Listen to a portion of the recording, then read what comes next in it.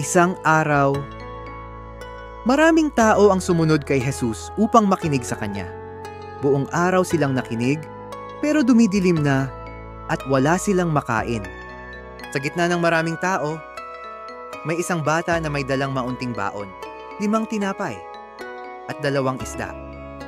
Wala nang ibang pagkain, kaya ibinigay niya ito kay Jesus.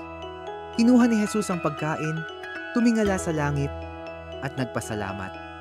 Nang sinimulan niyang ipamahagi ito, isang himala ang nangyari. Ang pagkain ay dumami ng dumami. Ang lahat ay nakakain ng busog at may 12 basket pang natira. Ang maliit na regalo ng bata ay naging pagpapala para sa libu-libong tao. Kahit maliit lang ang naibigay ng bata, ginamit ito ni Jesus para gumawa ng himala. Kahit anong maliit na mayroon tayo, talento, oras, o simpleng kabutihan, kapag ibinigay natin kay Jesus, kaya niyang gawing mas malaki.